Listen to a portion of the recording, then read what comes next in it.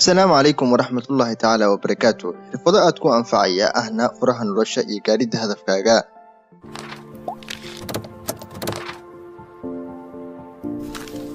حرفضة للنيرادة أدو أنفعية ونسهلية إني نرشو دا هرمرك جاران حرفضة أيا كاديغيسا هودن إماهن أركتدا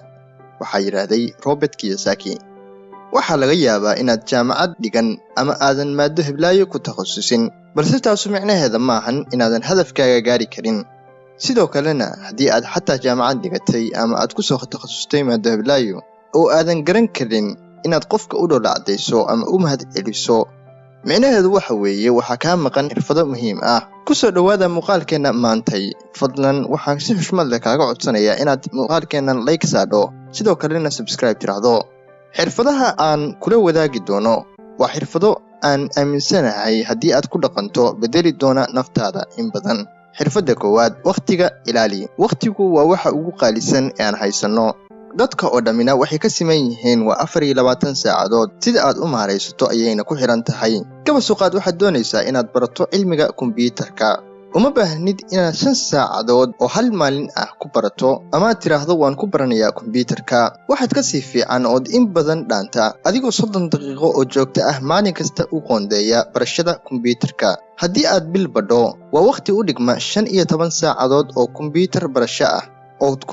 barasho ah oo aad isku badhay bal ka waran marka aad maaraysid waqtigaaga barako ayuu yeelanayaa imisa saacadood ayaa bishii maalayacni iyo waxaan adduun iyo aakhiraba ku soo kordhinayn kaaga khasaara sidoo kale haddii aad balan leedahay sida shaqo ama qof kale weligaa iska ilaali inaad soo habsaanto sababtoo ah waxaad u sheegaysaa qofkan inaadan waqtigaaga maaraysan karin xirfadda labaad waa inaad diyaar u tahay shaqada aad doonaysid inaad ka shaqayso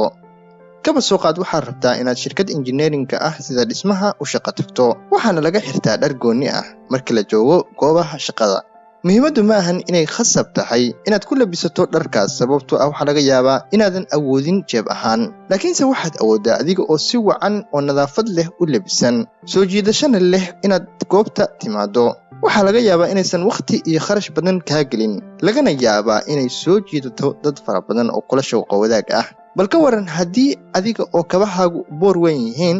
shaarkaagu jacdid yahay timahaagu aysan taagnayn laga yaabo inaad shiirayso oo dhidid badan tahay aad shaqo ka doonato shirkad ma kula tahay inaad ka guulaysan kardho nin kula tartamaya shaar feeraysan xiran kabihiisu nadiif yihiin soo carfaya xataa had aad ka aqoon badan tahay waxay u badan tahay in qofku ku qiimeynayo aragtida koowaad weligaa haastayeen si kasta oo duruufuhu ku haystaan xirfadda saddexaad waxa weeye isku day inaad isticmaasho awood ama daaqad positive ah kaba suuqaad waxaad tahay macallin ama maamule ganacsi haddii adiga oo caraysan aad bilowdo casharkii ama aad soo bandhigto ajandaha shirkadda sidee kula tahay ayaad ku soo jiidan kartaa qalbiga dadkan aad rabto inaad maskaxdooda fikrad ku shubto waxaad samayn kartaa inaad istejiso salaanto adigoo dhowlacdaynaya waxay taasu sahlaysaa inaad xamaasad geliso dadkan ku dhagaysanaya ama ardaydaadaba adiga oo hurda haddii aad qofku dhiirigeliso wax qabso ma kula tahay inuu kaa aqbalayo waa maya waxaa la yidhaahdaa awoodda positive-ka ah